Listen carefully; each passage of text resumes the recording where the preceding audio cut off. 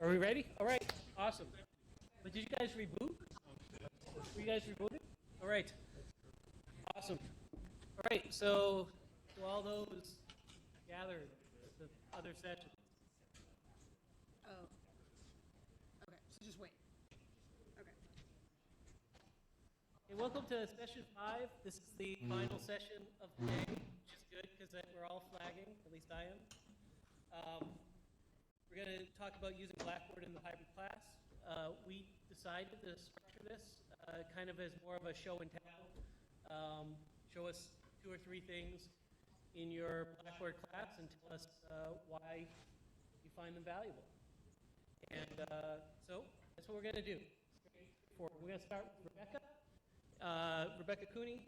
We're going to then go to Willie Kushwaha, and then hopefully Bill Griesar will be off the I-5 bridge by the time we roll around to that. So take it away, Rebecca. So you guys want me to pull up the presentation? Go ahead.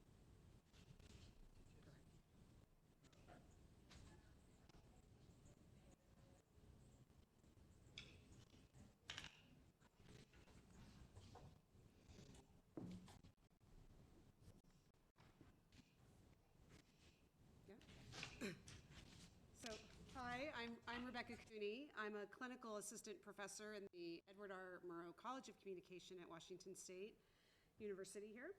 I'm also the director of the online MA program and deal a lot with online classes as well as on-site. So I'm just going to talk to you guys a little bit about how I use Blackboard for both on-site and online courses. And I've been teaching at WSU, this is my 5th year.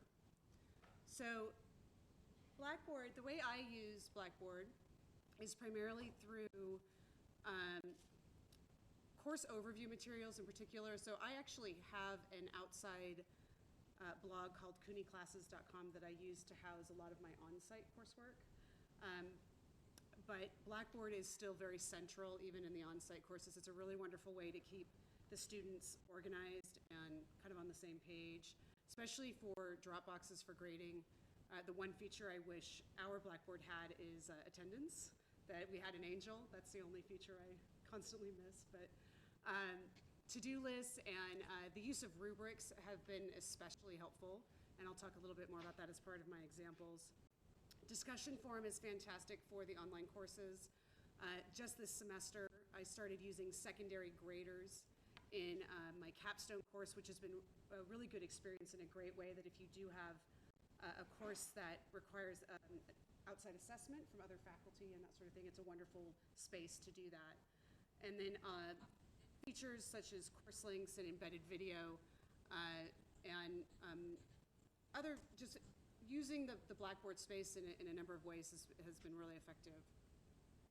So there it goes. So the first feature I was going to showcase is the rubrics, and basically what Michael had asked us to do is kind of address the or talk about the pedagogical problem that's addressed by the feature. And so I talked about rubrics as really addressing the fact that so many students, when they're going into an assignment, have just really varied expectations on what they're supposed to be doing, what's going to get them that A, what are they going to get points taken off for.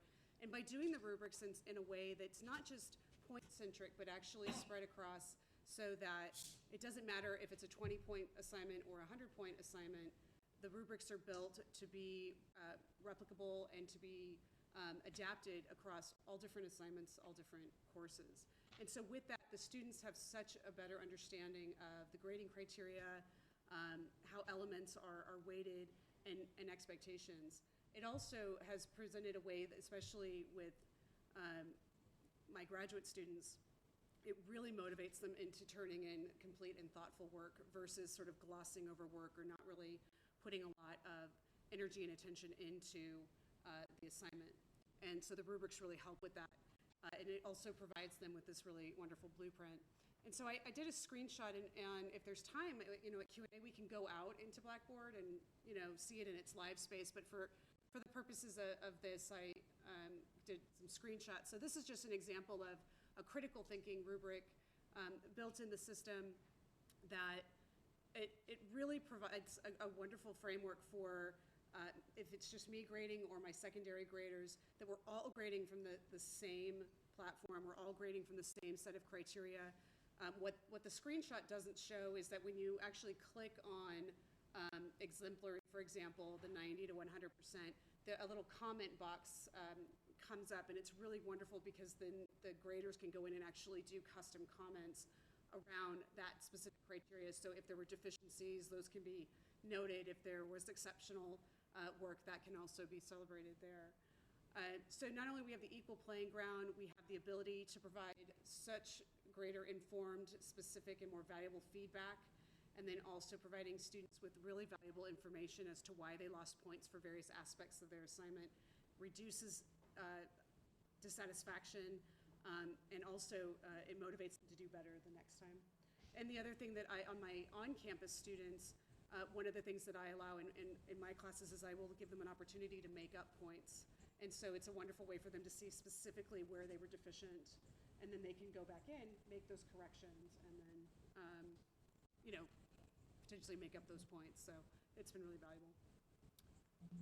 The second feature I was going to mention were folders. The use of folders inside the tool is really a wonderful way to package lessons into sort of blocks where what I do is I provide a list of to-dos and overviews and links and different activities and different features that the students can walk through a lesson with total confidence. They know exactly what they're supposed to be doing. It reduces late work, and it also has greatly reduced this bombardment of like questions because they're so confused and lost and don't know what's going on. So it's been really helpful. So this is just, again, another screenshot, and if we go out into the live space, I can show it to you a little bit more dynamically. But with what I do is I replicate it, so it's always the same. There's always, so if let's say there's 5 lessons, they're always gonna have the same components. There's always gonna be an overview, there's always gonna be a to-do list, and then we're gonna start going into, so like in this case, this is a capstone course. They have 5 prompts that they have to respond to. So immediately they're gonna see a link to the packaged prompt that has all the information that they require. Then there are course links, so in this case, the discussion forum.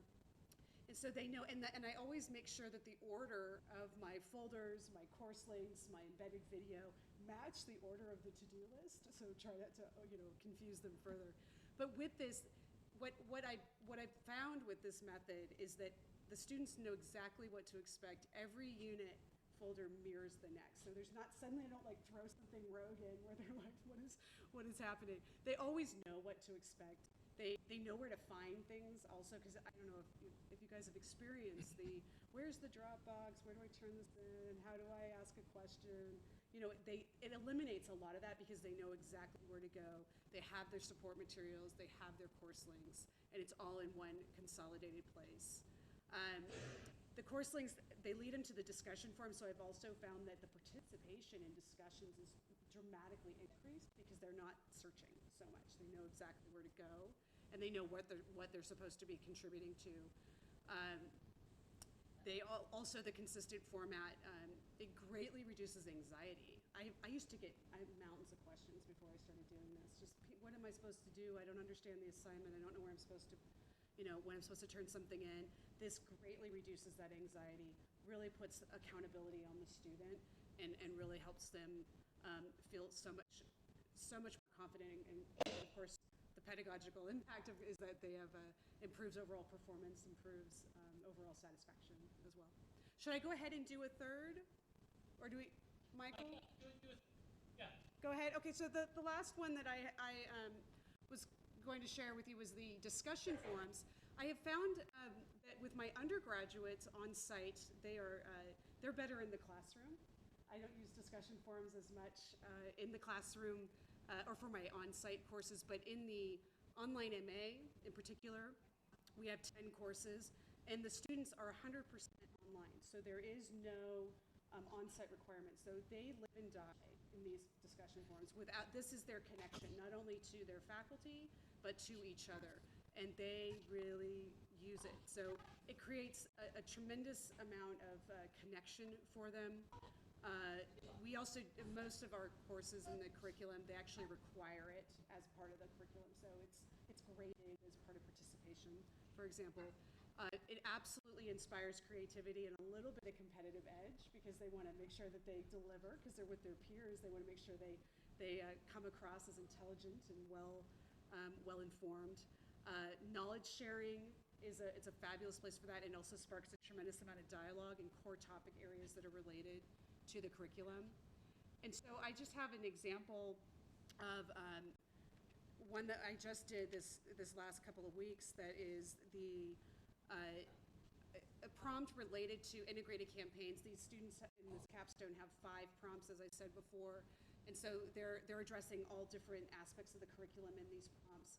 And so what I try to do is I try to inspire dialogue before they're going to get that prompt. So if they're going to get a prompt about research methods, or if they're going to get a prompt about digital marketing campaigns, I'm prompting them through discussion forum prior to that so that their brains sort of gear into that mode and start thinking about how they're going to maybe address the prompt when it comes their way, because they don't actually know in advance what the prompts are going to be about. But maybe some of them have figured it out now. I've kind of teased them a little bit. But I always have I often start with a quote, and then I pose a question, and I give them some framework for that question, and I ask them to provide examples. And it's amazing how much they contribute. They not only contribute original content, they go back in and they give feedback, and they do a lot of knowledge sharing. And I have found that my role as instructor into that forum is actually relatively small. It's more you get to just watch it happen. So you can contribute, but it's kind of nice because you get to sort of sit back and let them run, and it's really fun. So those are my 3 big examples. Unless you want me to go out into the course space, Michael. Actually, could you just go back to feature 2? Sure. Right here? Yeah, right there. I just want to reiterate this. One of the things, it's the simplest thing, but honestly, it's the biggest bang for the buck in courses, and we've seen it time and time again. We help faculty restructure a course so that all the stuff students need on a given, for a given unit is there in chronological order, and and immediately, like you say, the students are less anxious.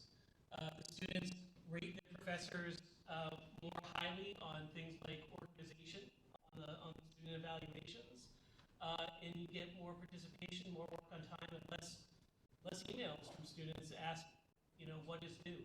And so I love what you've done here. This is a great example of just having order, and also that idea of having kind of the same order each week, where you do this sort of thing, then you do this sort of thing, then you do this sort of thing, and it's just a recipe, and the students just know it. And I just can't stress enough.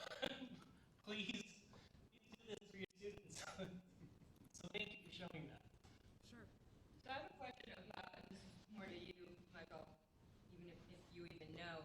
Any idea when Blackboard is going to start to enable drag and drop?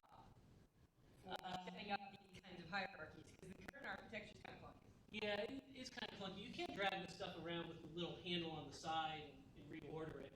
Right, so what I'm talking to, if I'm going to upload a bunch of files. Yeah, for files. Right. Yeah. They have a new version out that does drag and drop features. It's a question of when we think that is a solid enough version of Blackboard to adopt. Because you get the new features, you also get some new problems. So, but it's in the next version. Awesome. Yeah, I have a question. This is more about how to use some of these, and this may not be the right place, so if it isn't, tell me so. But in those rubrics, I use rubrics all the time for my assignments, but I don't embed them in Blackboard. I hand those out to students, or I post the rubric on Blackboard for them to download and look at and so forth. But when you build a rubric in Blackboard, on that course tools rubrics thing, which I just went to take a look at, how do you use those to actually grade the assignments then? Is there a mechanism? Yeah, it's wonderful. You attach, so when you build an assignment in the system, so if I built, they have, like my students just did a logo and icon assignment. I build the assignment and then you build the rubric in Blackboard and then you attach the rubric to that assignment. So when you go to grade after the students have submitted their work, you actually pull up that rubric as part of grading, and you grade in the rubric, and then you can also do inline edits, and you can also do comments. It's just a Okay, so full circle. Yeah, it's wonderful. Okay. Yeah.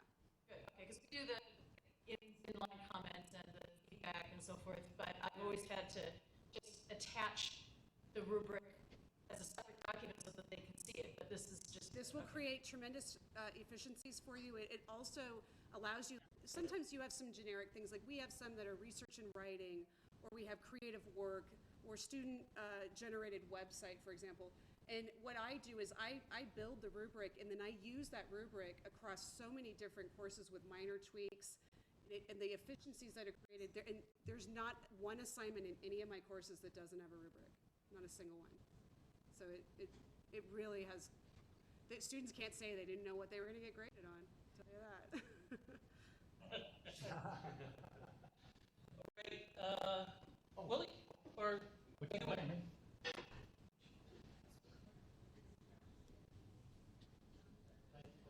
Yes.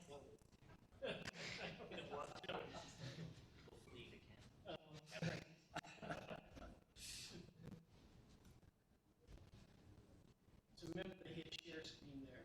To turn it on here? Yeah, so hit the computer. I'm sorry, hit the computer button. The computer, oh, here, okay, computer, there we go.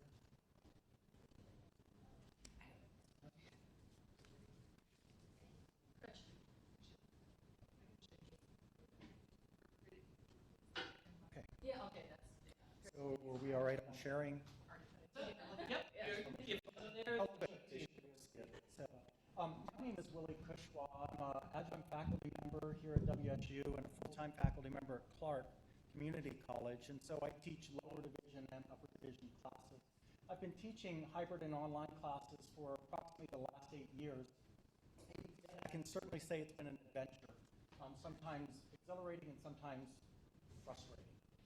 But I enjoy it, and I really appreciate the conference today for the opportunity to hear other things that faculty members are using. It certainly adds to my toolbox as well. I would just want to reiterate the comment about using rubrics, and one suggestion I might make to you to streamline things is to develop a key for comments so that you have abbreviations you can use for standard problems. So for example, I ask my students to do graphs, and frequently they'll have insufficient titles for their graphs. So, I can just put in IT, give them a key to your comments, and then you don't keep typing the same thing over and over, multiple labs throughout the quarter. So that's one idea that I would just share with you. So I'd just like to run through some, I guess you'd say, experiential points that I've had or I've learned about teaching hybrid and online classes with you.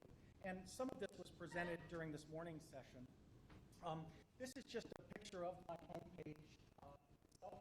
If you're not familiar with how to insert an image at the top or something to give it a little bit of variety, it's not hard to do, but again, it's just one more step sometimes that can be problematic. So if you look at the left, I have getting started resources, and then I have the chapter learning resources, basic comprehension quizzes, the small group discussion questions and ask question forms, and then some other things that I won't address today.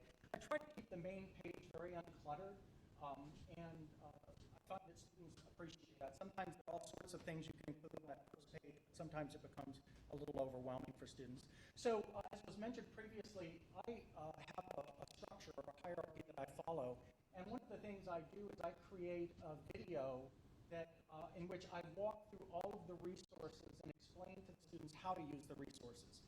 So that's a video that they watch the first day. So when they come here, if they follow that requirement of watching the video, then they're very comfortable. And the other point that was mentioned was consistency of structure. That is absolutely imperative because students, I found, like most people, like structure and like consistency. They don't want to have to waste time trying to figure out new patterns or styles that you're using in your class. So I'm going to talk a little more detail about these different resources that I include. The first thing that's become a staple component of all my classes, be it online classes, hybrid classes, or face-to-face classes, are reading study guides. And one of the most frustrating things that I as a student experience, and I've heard from my students as well, is when an instructor simply says, read chapter 4. And the students have no idea what you want them to get out of chapter 4. So one of the things I emphasize to my students is it's my goal to leave them with no questions about what I'm asking them to learn. The only question should be, did they choose to learn that or not? And so these reading study guides, I follow a very consistent format. Oh, I'm sorry. Oh, I thought there was someone saying my name. I follow a very consistent format on these. So, for example, this is for the genetics course, Biology 301. I break the reading study guide down by section. And this takes more time on my part. This goes back to the idea of chunking information. So what I want students to do is work through this a section at a time. And so, oops, I'm not supposed to walk over to the screen. Okay. So I start off with learning objectives. I tell them when you finish the section, this is your checklist. I give them the important terms I want them to know. I tell them the assigned figures, and I make some additional comments there. The assigned tables, their comprehension questions. I tell them which ones I'd like them to do. The problem sets, I tell them if there are any solved problems, conceptual problems, or experimental problems. And then I add some additional questions that I have down at the bottom. And so this provides tremendous accountability for both me and the students because they know exactly what I'm expecting of them.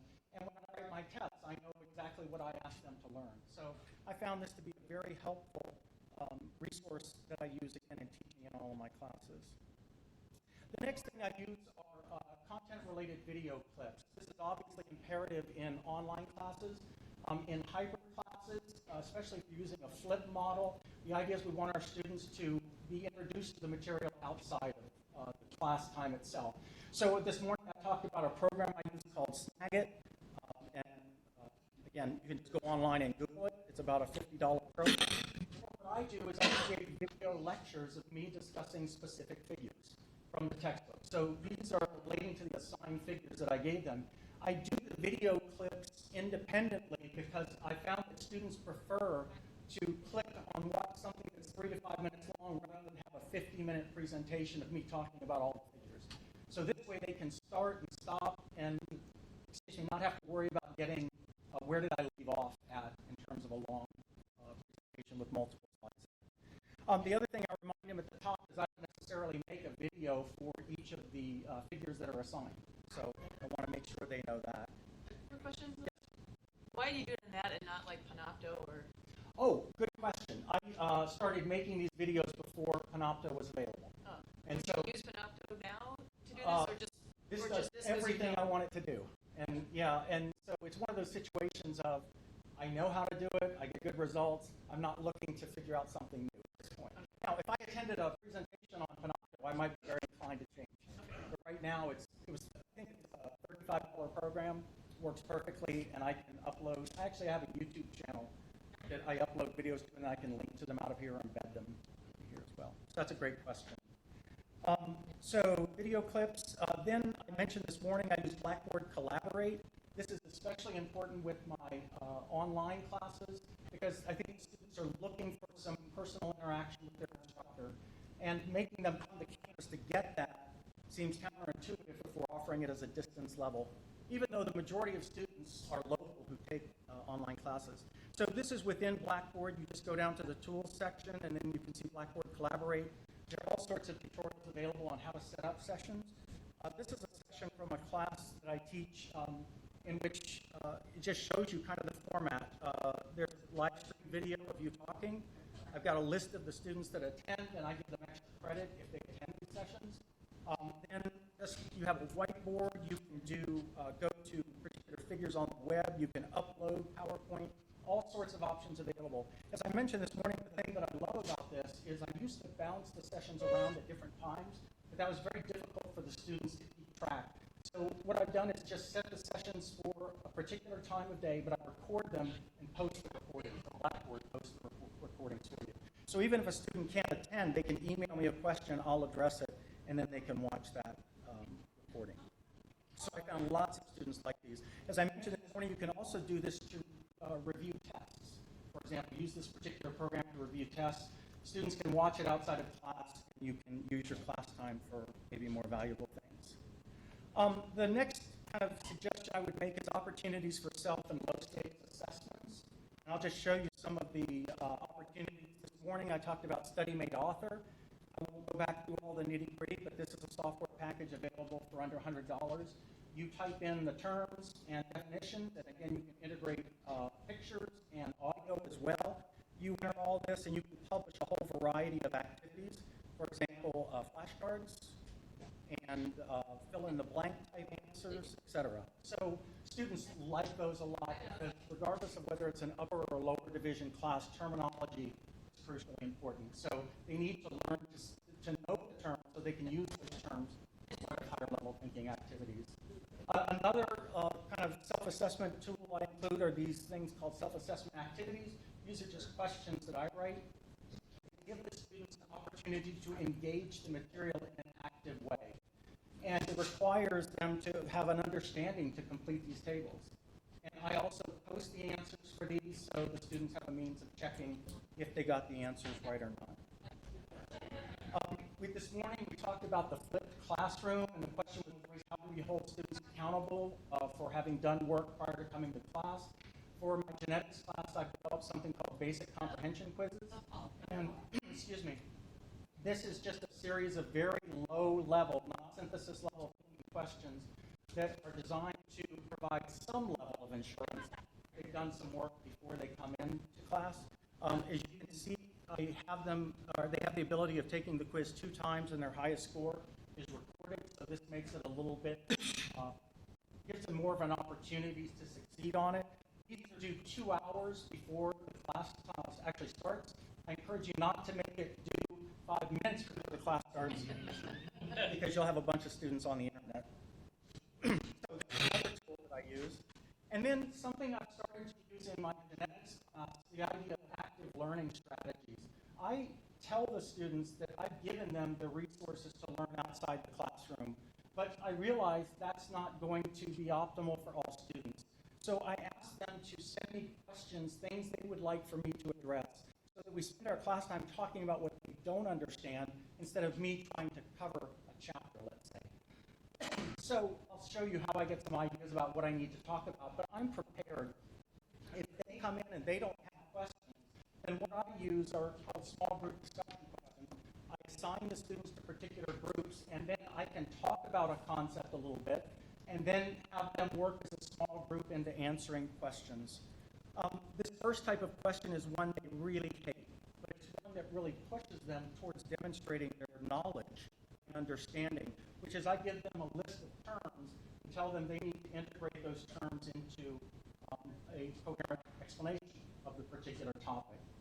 And that's really a push-come-to-shove kind of thing. Students can recite, memorize definitions, but it's a very different thing to actually put it into a paragraph.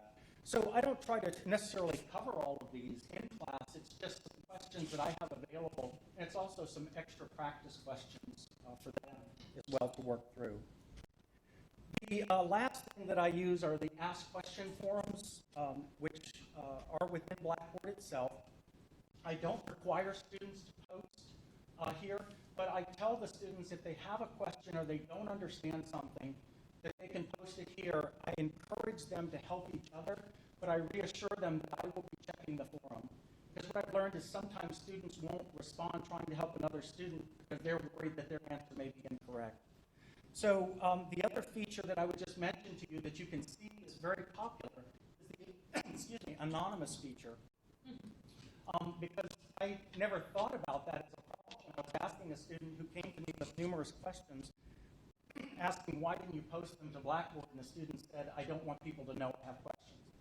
And so that's a whole nother discussion, but there's a very easy way to solve that within Blackboard. You just click the little box that allows anonymous posts. And that way, as you can see, quite a few students chose to participate in that manner.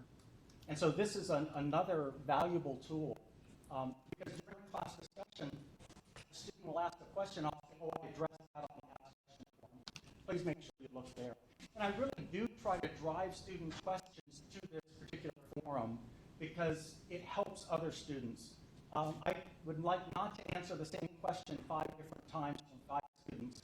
And so while I'm always willing to meet with students individually, I ask that they, if possible, post their questions here so that I can respond to them, and other students can benefit from the response that I provide.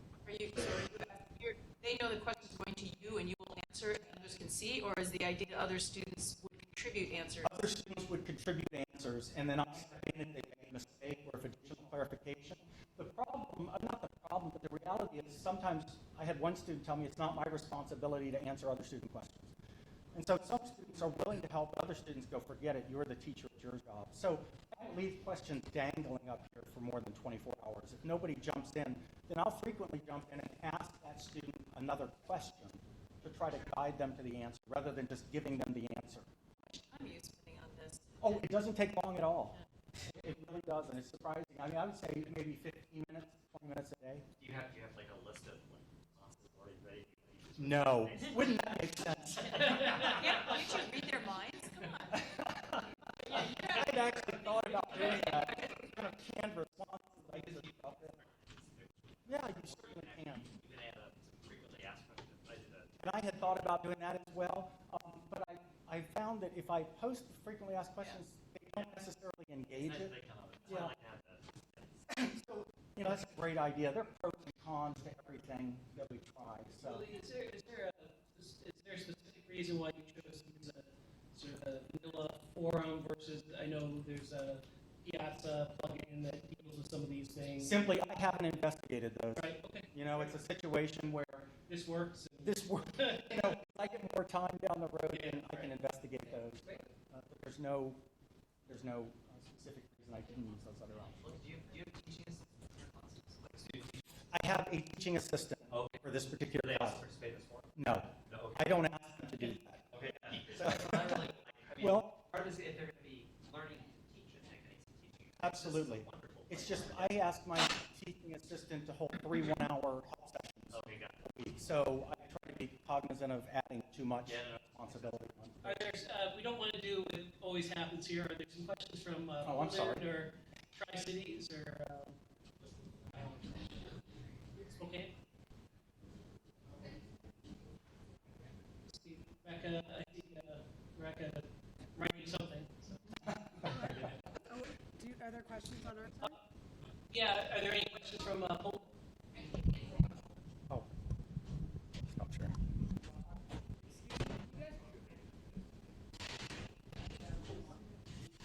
This is Phyllis in Spokane. I have a question.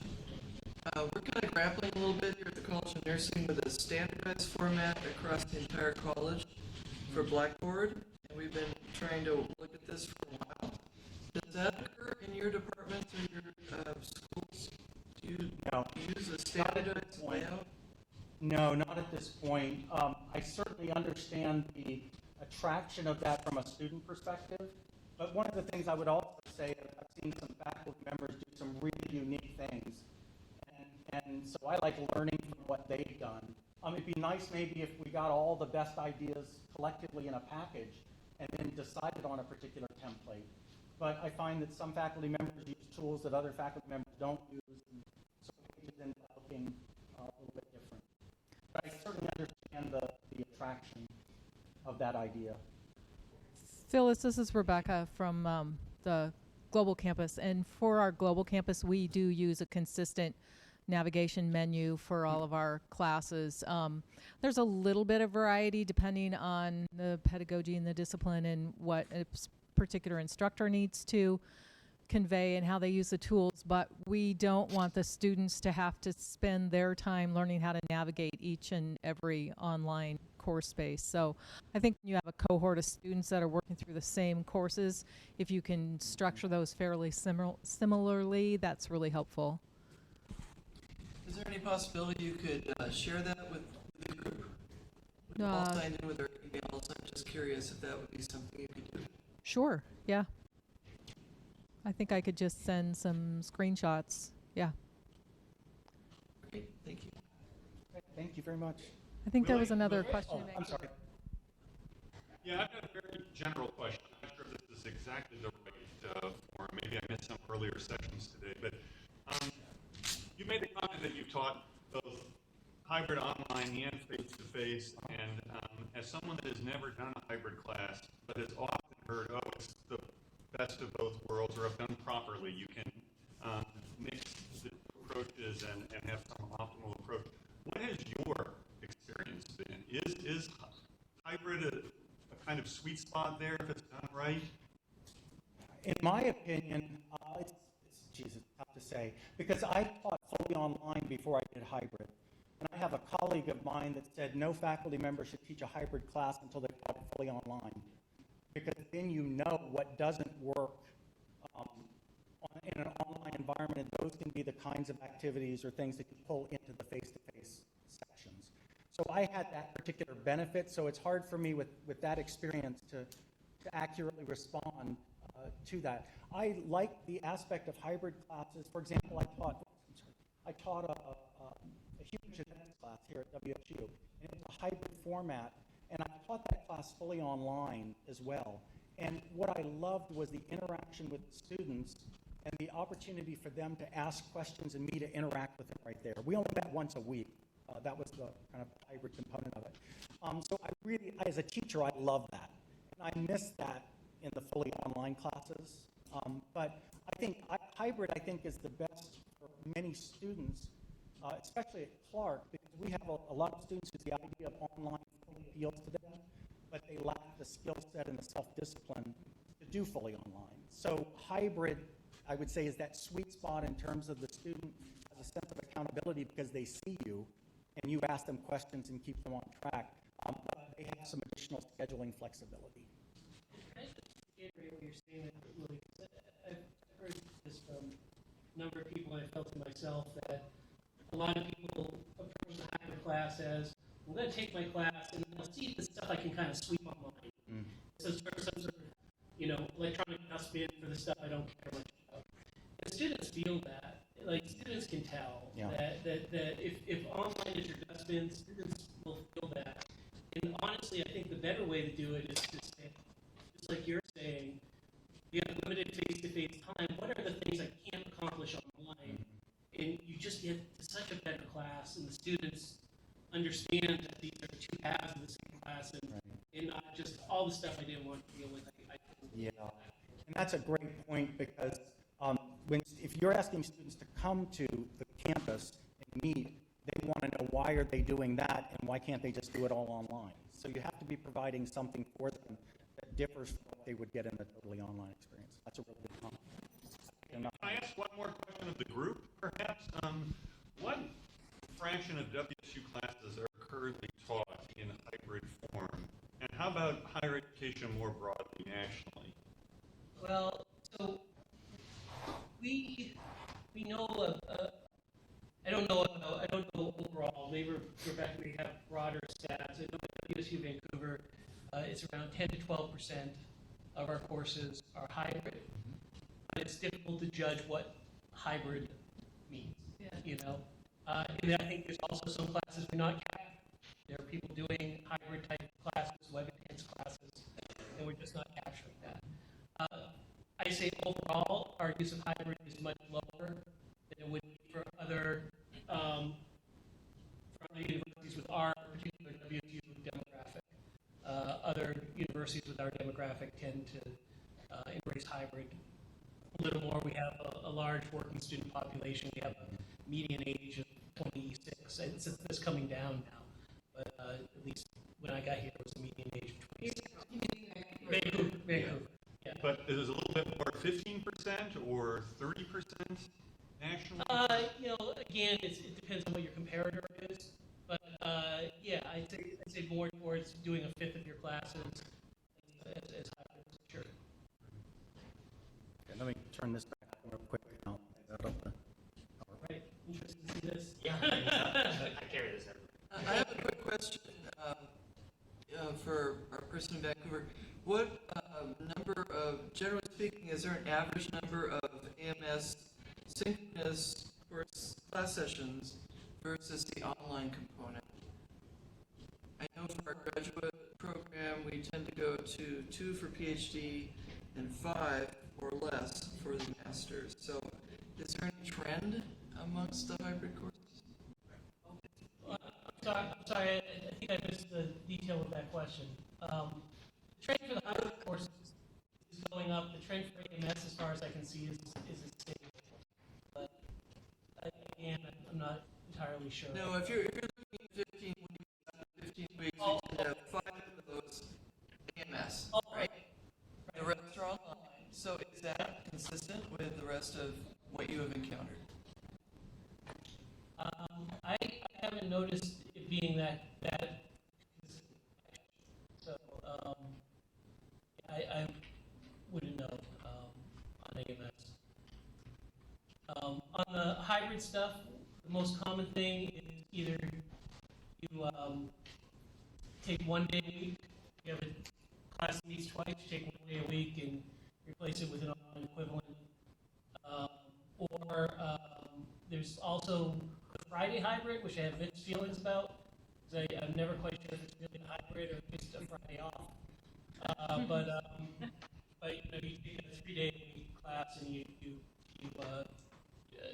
make Friday or one of those days replace it with equivalent. And those are the major modes we see in most of our hybrid. We do also have a hybrid model where a number of classes will have only 2 to 3 meetings on campus and then run mostly online. That's partially due to historic reasons, and it's partially, it can be a good model if you really want to get the feeling of a cohort. You have predominantly an online class, so you have a kickoff, you maybe have a midterm, and you maybe have a final event just to create that sense of community. It's all you. Is it up there? It is up there. Okay, good. My name is Bill Griesar. I'm an instructor in neuroscience and psychology here at WSU Vancouver. I also teach classes actually at other institutions, so I'm very familiar with a wide range of online learning environments, including D2L, different versions of Blackboard as well. I do actually have to say that the version of Blackboard that we use here is a little more restrictive than some of the other versions that I've actually used, like at OHSU. And for example, they have the ability to sort of build your course. They have a course builder kind of feature where you can drag and drop links, and you can drag and drop files, you can drag and drop websites and all that kind of stuff. It makes it a lot easier to sort of navigate. The other thing about this that's a little bit restrictive is access for teaching assistants. And that is something that is a bit of an issue because if you're going to be actually instructing not only the students, the undergraduates in your class, but also teaching assistants that are supposed to be participating in the class. I mean, if you're in a fully live class, that's not an issue. I mean, they can participate in the classroom, etc. But when you have limited actual lecture opportunities or time to actually be present, I mean, they need to also participate in the course space, and it's kind of frustrating sometimes to get them the access that they kind of require, to be able to do that. So I think that's something that's being worked on, right, which is hopefully going to change in the future, because at other institutions it's a lot easier to sort of add them in and get them to have complete, engagement in the class.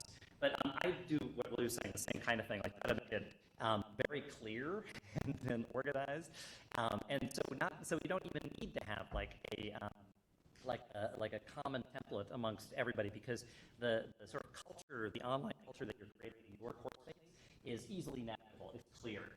I'm a parent of 2 teenage boys, so I mean, I definitely know that like action words help, like print this, like watch this. I mean, so I actually try to use all that basically in the design of the space. So you have content, in the first week, of course, for any kind of hybrid course, I will definitely send out a welcome email, that it describes what the expectations are for each week. Again, that you're going to print out or slides, you're going to read, some specific materials that are online. You're going to actually participate and post in these discussion boards, and that's actually how I try to get the sort of pre-live class engagement. Is actually there were a whole series of like video lectures that I recorded myself, and I have my own YouTube channel, so I'm in the class. And I absolutely love this aspect of classes because you instead of like, you have your slides and you kind of come into a classroom, you're going to present something. You actually have to really think about how you divide up all the material you're trying to present and put it together. When I started to put these together, YouTube was much more restrictive. So you had like 3, 4, 5 minute, no more than 10 minutes. So you have to put together these chunks of information that sort of build upon each other. So you have titled them, so they can sort of follow, like, how is the, how does this what I'm trying to present, actually, how is it broken down?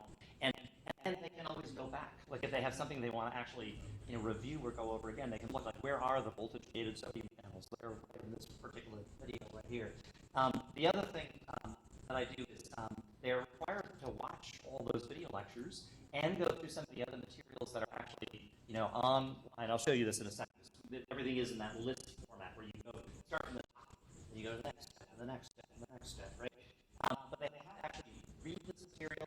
They have to actually view the lectures in order to answer a series of probe questions or discussion questions that ask them to sort of synthesize a bit of this material beforehand. Now, I say to them, when they're going to put up their posts, that I'm not grading you for content, for actually getting it right, for finding the right answer. This is a discussion forum where you're supposed to actually, address it to the best of your ability, basically, and help each other out.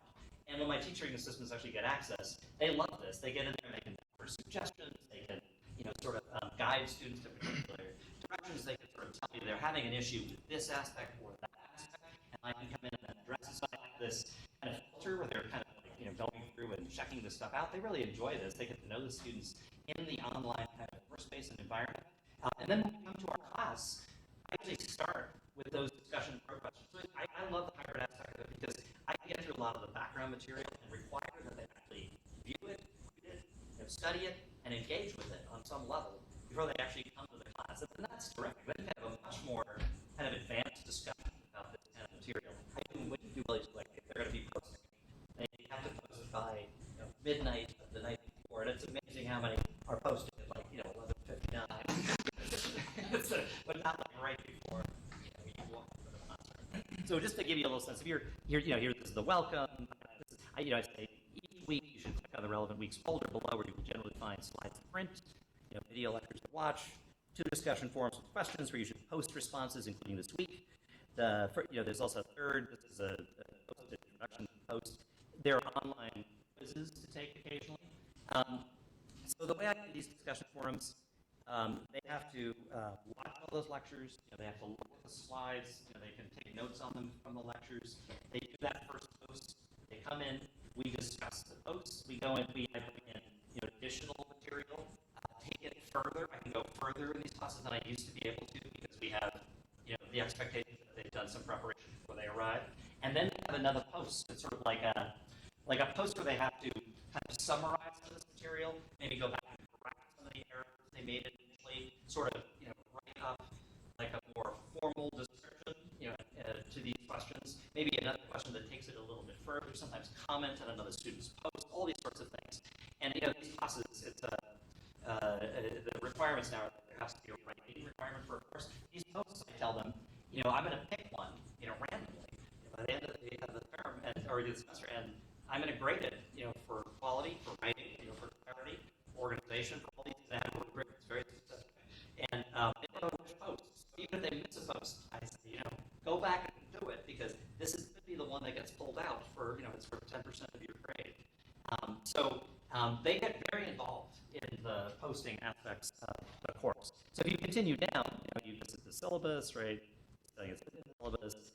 One of the goals of my main goals here with these hybrid online spaces actually is to ultimately replace textbooks because you can actually get so much kind of federally funded,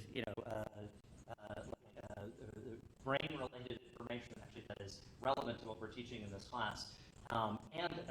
When you actually utilize those materials, you're using sort of original source material. So you're learning the lingo of the language by reading through that with my assistants in class, et cetera. So they're kind of already know, what a research paper looks like and sounds like and the kind of text or kind of terminology that is used. I do post chapters for students who don't, initially, have the textbook, as many show up without it. But I'm thinking next fall, when this, comes around again, I'm going to actually do away with the need for an actual textbook, and that'll save them a lot of money. So if you go into one of our sections here, who is your instructor for this class? This is not actually me right there, but you got your slides to print. For most weeks of the course, there'll be online videos to watch before you come to our live class lectures. these videos should help you answer the discussion questions as well. And then here we are, introduction to the nervous system, separating CNS from PNS, separating, the brain barrier, autonomic nervous system, sympathetic and parasympathetic. You really get, you can divide it up into very specific, subcategories actually and organize it. I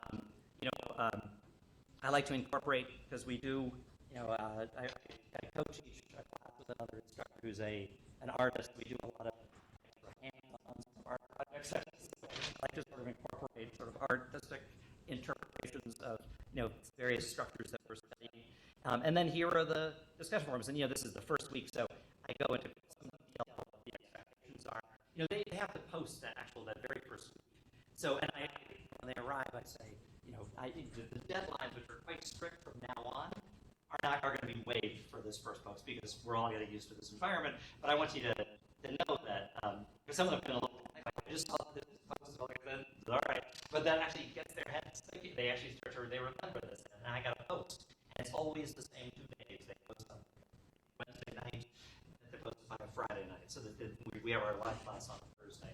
I have another online or hybrid class where the live class is on the Tuesday, so they don't post the first week, but then they post they post by Monday night, and then they have to post by I think it's Thursday night. But that's fine because with the hybrid aspect of the course, they can actually engage with the material over the weekend or the end of the last week or anytime they really want to. It's not sort of scheduled at a class time. And then they have one post on the autonomic nervous system, one on the autonomic nervous system. And again, I think one of the things that's remarkable about this is the the ability to sort of post all these online resources. The more I do, the more I feel this is actually like my course syllabus. It's actually this kind of sequence of steps that students are following as they see, week to week, folder to folder. Some of the struggles are actually, making sure that anything that I change here, like if there's we miss a day or, there's a weather emergency or something, I have to go correct it in multiple, I got to make the syllabus and re-update. I would love at some stage to turn this into the actual formal syllabus, because all the material from the syllabus is actually updated on the site, but I still produce, the downloadable sort of course syllabus. The other thing is the textbook, because, you have all of these terrific, resources that are available just right here online. So there is ultimately no reason for students to have to spend, $150 on a book. If you have access, to, most of this is an introductory class, so there may be something more specialized that you need for other, courses. Even for the textbook that they're currently required to take. Since we address some of the, more recent discoveries in neuroscience that, have been corrected in the more recent versions, I actually say you could go buy a cheaper version because I correct explicitly in this online course space, some of the issues that have now been updated basically in subsequent editions of the book. So, and I would in response to the question earlier about is this the sweet spot? My favorite kind of class is actually a live class where I'm meeting, more than once every week. Actually.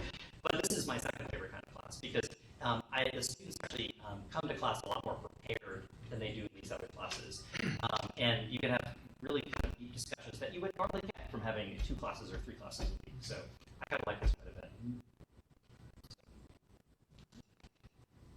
Oh, one last thing. So we actually, I also do a lot of, outreach with neuroscience, with grad students, undergrads, both actually studying neuroscience and also studying art.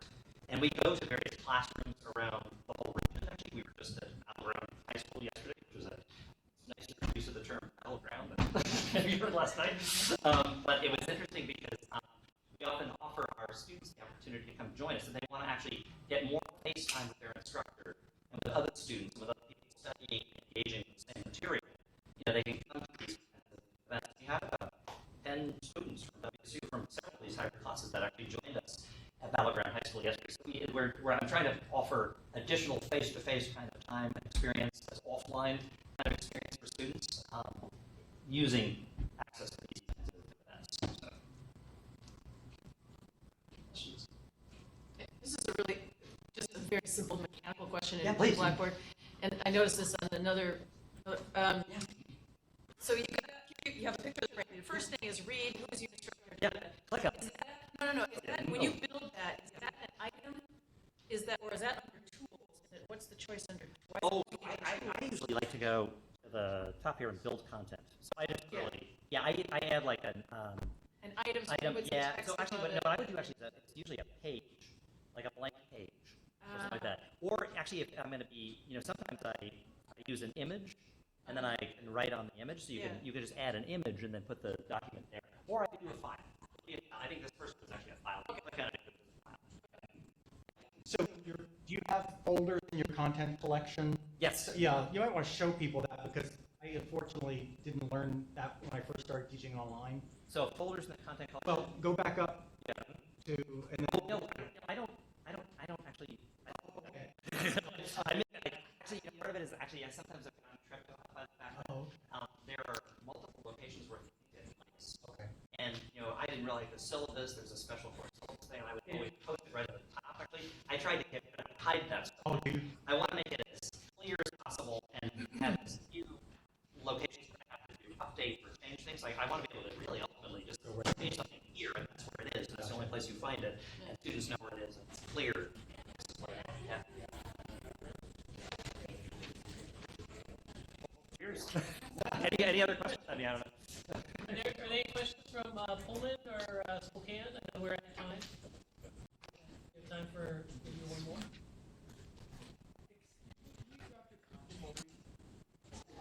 Oh, yeah. Sorry, yes. Do I just hit that again? Or mute it, right? Is that better? Yeah. Okay. You need the stop sharing button. Oh, stop sharing. Got it. Yeah.